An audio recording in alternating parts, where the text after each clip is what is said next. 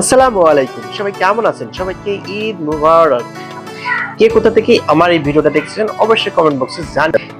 এখন যে গরুটা দেখতে পাচ্ছেন এটা হচ্ছে আমাদের কুরবানির গরু। আর এই যে দেখুন আমাদের এখানে কিন্তু অনেক লোকজন এসেছে এবং সবাই আনন্দ করে কিন্তু আমরা এই কুরবানিটা দিব। তবে আপনাদের সম্পূর্ণ ভিডিওটা দেখতে হবে এবং সম্পূর্ণ ভিডিওটা দেখে সাবস্ক্রাইব করে পাশে থাকতে হবে। আজকে আমরা সবাই মিলে ঈদের আনন্দটাকে একবার ভাগাভাগি করে নেব সবাই মিলে।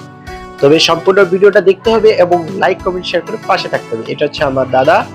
আমার দাদা কিন্তু অনেক বয়স হয়ে গেছে, দেখতেই পাচ্ছেন, এখনো ইনশাআল্লাহ সুস্থ আছে মোটামুটি। তবে আমার দাদার জন্য দোয়া করবেন আর যেন পরবর্তী কোরবানিতেও উনি থাকতে পারে। তো দেখতেই পাচ্ছেন আমি কিন্তু বসে থাকা মানুষ না, আমি কিন্তু ঠিকই গরুটা ধরেছি। তবে আমরা সবাই মিলে চেষ্টা করেছি গরুটাকে ভালোভাবে ধরে এবং এটা কুরবানিটা করার জন্য। এই যে হুজুর আসছে, দেখতেই পাচ্ছেন। ইনশাল্লাহ আমরা আলহামদুলিল্লাহ আমরা ভালোভাবে কোরবানিটা করতে পেরেছি এবং সফলভাবে করতে পেরেছি।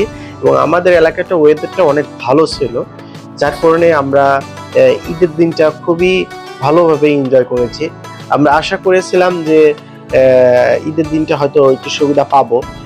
তবে অন্যান্য জেলাতে অনেক জায়গায় বৃষ্টি হয়েছে, মেঘ বৃষ্টি হয়েছে, কিন্তু আমাদের এলাকাতে এরকমের মেঘ বৃষ্টি হয় নাই। অনেক সুন্দর একটা ওয়েদার ছিল এবং আমরা ভালোভাবে ঈদটা করতে পেরেছি আলহামদুলিল্লাহ।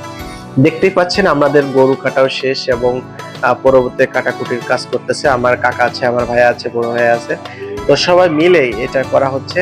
তো আলহামদুলিল্লাহ।